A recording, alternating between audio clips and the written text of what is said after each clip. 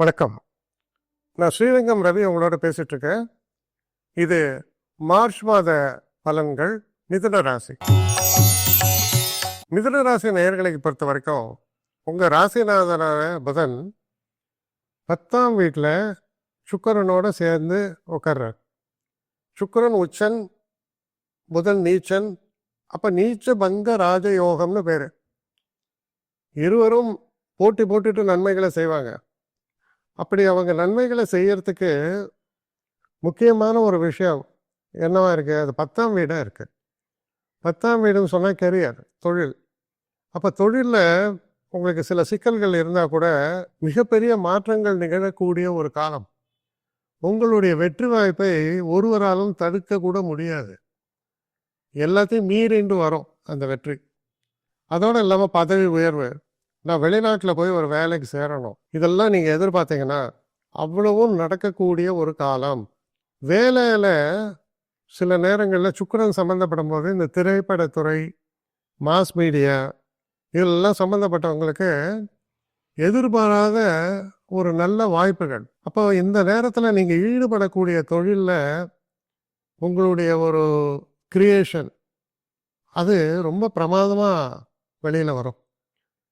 ஏன்னா நம்மளுடைய அந்த நேரம் காலம் நமக்கு அந்த அளவுக்கு உதவிகரமாக அமையும். நீங்கள் ஈடுபடக்கூடிய என்ன ஒரு ப்ராஜெக்ட்ஸாக இருந்தாலும் அந்த ப்ராஜெக்ட்ஸில் எக்ஸல் பண்ணுற அளவுக்கு அருமையான ஒரு காலம். பேசக்கூடியவர்களுக்கு, பேச்சை தொழிலாக வச்சுருக்கவங்களுக்கு. யார் பேச்சை தொழிலாக வச்சுப்பான்? பாலிட்டிஷியன் தான்.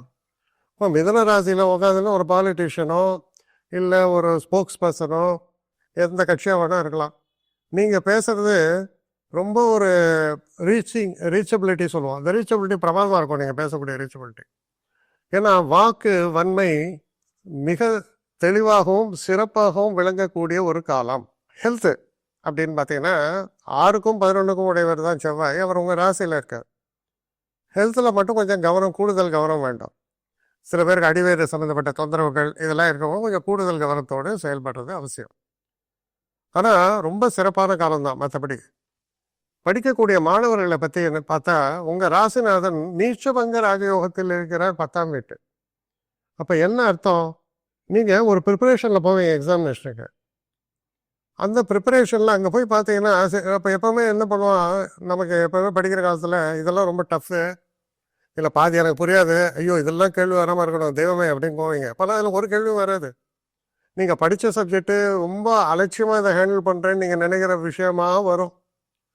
அப்போது உங்கள் பர்ஃபார்மன்ஸ் எக்ஸல்ஸ் ரொம்ப பிரமாதமாக. நான் எதிர்பார்க்கல, நல்ல வேலை எனக்கு எந்த விஷயம் தெரியாதோ அதெல்லாம் எவனுமே கேட்கல அப்படின்னு நீங்கள் சந்தோஷப்படுற மாதிரி அமையாத விஷயங்கள்லாம். அதனால் மிக சிறப்பான வெற்றி வாய்ப்புகள் உங்கள் கதவை தட்டும்னு சொல்லலாம். அவ்வளோ அழகாக அமைஞ்சிருக்கு. உங்களுடைய ஒரு ஞாபக சக்தி, மெமரி, அது ரொம்ப இம்பார்ட்டண்ட். இன்றைக்கி ஒரு எக்ஸாம் எல்லாத்துக்கும் அந்த மெமரி தேவை. 12இல் குரு, அந்த மெமரி பவர் ரொம்ப பிரமாதமாகவே இருக்கும். ஹெல்த்து ரொம்ப ஓரளவுக்கு மேனேஜபிளாக இருக்குது. ஆனாலும் கொஞ்சம் கவனமாக இருங்க. ஏன்னா உஷ்ணாதிக்க நோய்கள் வரதுக்கான வாய்ப்புகள் உண்டு. ஏன்னா செவ்வாய் உங்கள் இதில். அப்போ எக்ஸாமினேஷன் நேரத்தில் கொஞ்சம் டென்ஷனெல்லாம் போகாதீங்க, ரிலாக்ஸ்டாக போங்க. உங்கள் பர்ஃபார்மன்ஸ் ரொம்ப நல்லா அமையும். சிறப்பான காலம், முன்னேற்றமான காலம். என்னை காண்டாக்ட் பண்ணணும்னு நிறைய பேர் நினைக்கிறீங்க. தயவு செஞ்சு என்னை காண்டாக்ட் பண்ணுறதுக்கு ஒரு மெயில் அனுப்புங்க. srirangamravi1@gmail.com. இது ஸ்க்ரீனில் பார்க்கலாம், இது அப்பியர் ஆகும். இந்த மெயிலுக்கு எனக்கு அனுப்புங்க. எனக்கு நிறைய பேர் அனுப்புகிறீங்க, நான் ஒருத்தன் தான் அதை பார்க்குறேன், செய்கிறேன். ஏன்னா இது வேகமாக செய்யலாம் முடியாது. ஒரு நாளைக்கு ஒரு 3 பேர் பார்ப்போம், 4 பேர் பார்க்குறோம். அதனால் கொஞ்சம் டிலே ஆகுது. கட்டண சேவை தான். இந்த கட்டணத்தை செலுத்திய பின்பும் கிட்டத்தட்ட ஒரு 5-6 நாள் ஆகும். சில பேர் நினைக்கலாம் கட்டணத்தை செலுத்தின உடனே அடுத்த நாளே பார்க்கணுன்ட்டு. அப்படி என்னால் முடியல. கொஞ்சம் பொறுமையும் நிதானமும் தேவையும் இருப்பவர்கள் நிச்சயமாக காண்டாக்ட் பண்ணுங்கள். என்னுடைய பெஸ்ட்டு சர்வீஸு உங்களுக்கு கண்டிப்பாக உண்டு. வணக்கம்.